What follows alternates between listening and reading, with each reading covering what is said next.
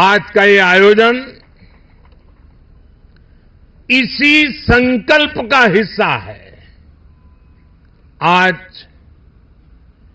Make in India की सफलता हमारे सामने है। हमारी तोपों, टैंकों, लड़ाकू जहाजों, हेलीकॉप्टर, मिसाइल सिस्टम, ये जो गर्जना आप देख रहे हैं, यही तो भारत शक्ति है। हथियार और गोला बारूद, संचार उपकरण, साइबर और स्पेस तक हम मेड इन इंडिया की उड़ान अनुभव कर रहे हैं। यही तो भारत शक्ति है। हमारे पायलट्स आज भारत में बने तेजस लड़ाकू विमान, advance light helicopter, light combat helicopter उड़ा रहे हैं। यही तो भारत शक्ति है। हमारे सेलर्स पूरी तरह से भारत में बनी पनडुब्बियां, डिस्ट्रॉयर्स और एयरक्राफ्ट कैरियर में लहरों के पार जा रहे हैं। यही तो भारत शक्ति है।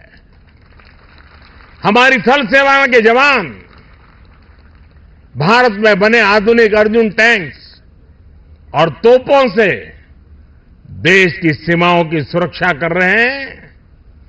यही तो भारत की शक्ति है।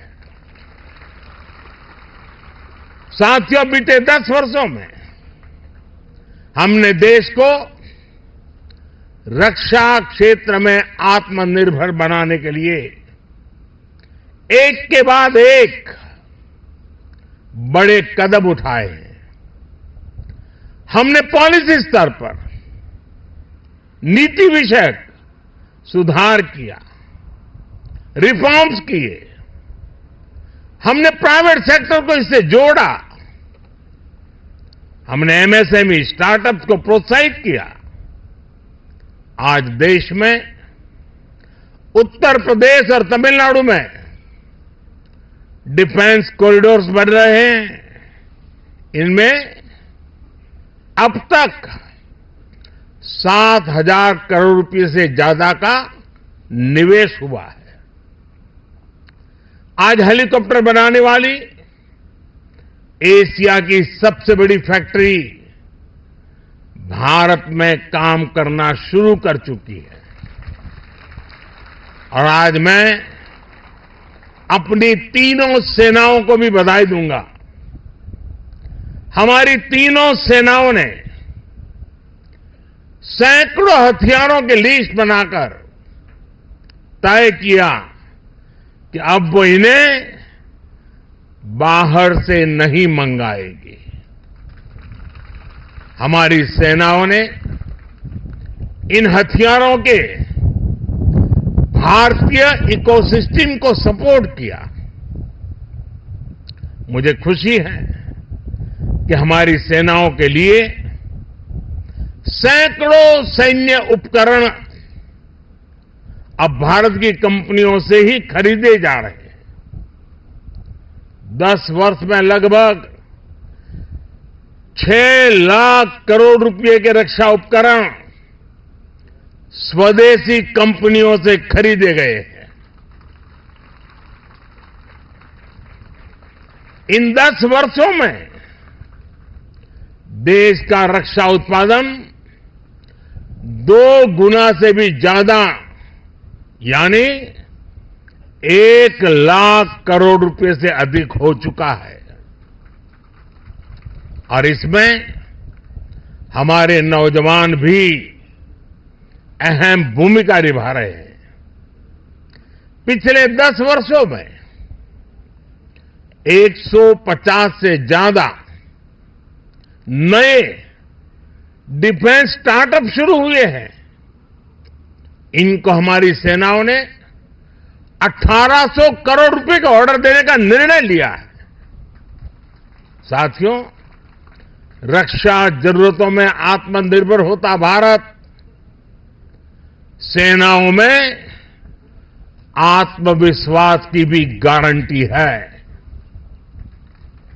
युद्ध के समय जब सेनाओं को पता होता है कि जिन हथियारों का वो इस्तेमाल कर रही है वो उनके अपने हैं, वो कभी भी कम नहीं पड़ेंगे, तो सेनाओं की ऊर्जा कई गुना बढ़ जाती है।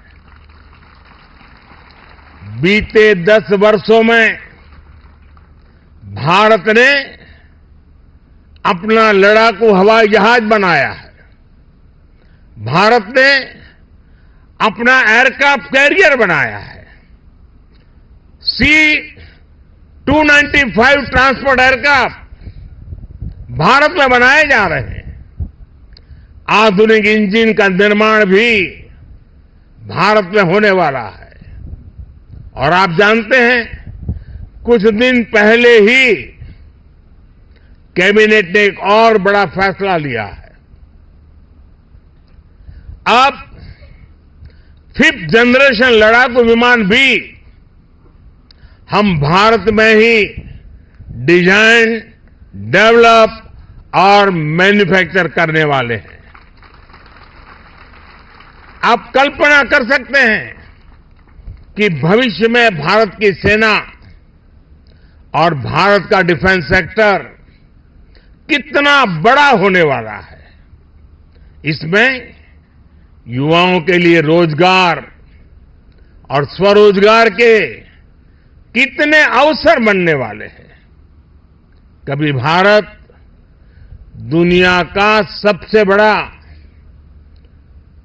डिफेंस इंपोर्टर हुआ करता था, आज भारत डिफेंस सेक्टर में भी एक बड़ा निर्यातक बनता जा रहा है। आज भारत का डिफेंस एक्सपोर्ट 2014 की तुलना में 8 गुना से ज्यादा बढ़ चुका है। साथियों, आजादी के बाद से एक दुर्भाग्य ये रहा कि जिन्होंने दशकों पर देश पर शासन किया वो देश की सुरक्षा को लेकर गंभीर नहीं रहे। हालत ये थी कि आजादी के बाद देश का पहला बड़ा घोटाला सेना में खरीद के दौरान ही हुआ। उन्होंने जानबूझकर भारत को रक्षा जरूरतों के लिए विदेशों पर निर्भर रखा। आप जरा 2014 से पहले की स्थिति याद कीजिए, तब क्या चर्चा होती थी। तब रक्षा सौदों में घोटालों की चर्चा होती थी। दशकों तक लटके रहे रक्षा सौदों की चर्चा होती थी। सेना के पास इतने दिनों का गोला बारूद बचा है, ऐसी चिंताएं सामने आती थी। उन्होंने हमारी ऑर्डिनेंस फैक्ट्रियों को बर्बाद कर दिया था। हमने इन्हीं ऑर्डिनेंस फैक्ट्रियों को जीवनदान दिया, उन्हें 7 बड़ी कंपनियों में बदला। उन्होंने एचएएल को बर्बादी के कगार पर पहुंचा दिया था। हमने एचएएल को रिकॉर्ड प्रॉफिट लाने वाली कंपनी में बदल दिया। उन्होंने करगिल युद्ध के बाद भी सीडीएस जैसे पद के गठन की इच्छा शक्ति नहीं दिखाई। हमने इसको जमीन पर उतारा। वो दशकों तक हमारे वीर बलिदानी सैनिकों के लिए एक राष्ट्रीय स्मारक तक नहीं बना पाए। ये कर्तव्य भी हमारी ही सरकार ने पूरा किया। पहले की सरकार तो हमारी सीमाओं पर आधुनिक इंफ्रास्ट्रक्चर बनाने से भी डरती थी। लेकिन आज देखिए, एक से एक आधुनिक रोड, आधुनिक टनल हमारे सीमावर्ती क्षेत्रों में बन रही है। साथियों, मोदी की गारंटी का मतलब क्या होता है, ये हमारे सैनिक परिवारों ने भी अनुभव किया है। आप याद कीजिए, 4 दशकों तक OROP, one rank one pension को लेकर कैसे सैनिक परिवारों से झूठ बोला गया, लेकिन मोदी ने ओआरओपी लागू करने की गारंटी दी थी और उस गारंटी को बड़े शान के साथ पूरा भी कर दिया। इसका फायदा मैं आज जब राजस्थान में आया हूं तो मैं बताता हूं, राजस्थान के भी 2.25 लाख पूर्व सैनिकों को मिला है। उन्हें ओआरओपी के तहत 5,000 करोड़ रुपए से ज्यादा मिल चुके हैं। साथियों, सेना की ताकत भी तभी बढ़ती है जब देश की आर्थिक ताकत बढ़ती है। बीते 10 वर्षों के अथक और ईमानदार प्रयासों से हम दुनिया की 5वीं बड़ी आर्थिक ताकत बने, तो हमारा सैन्य सामर्थ्य भी बढ़ा है। आने वाले वर्षों में जब हम दुनिया की 3री बड़ी आर्थिक ताकत बनेंगे, तो भारत का सैन्य सामर्थ्य भी नई बुलंदी पर होगा और भारत को 3री बड़ी आर्थिक ताकत बनाने में राजस्थान की बहुत बड़ी भूमिका होने वाली है। विकसित राजस्थान विकसित सेना को भी उतनी ही ताकत देगा। इस विश्वास के साथ भारत शक्ति के सफल आयोजन की फिर से एक बार मैं आप सबको और तीनों सेनाओं के द्वारा संयुक्त प्रयास को हृदय की गहराई से बहुत बहुत बधाई देता हूं।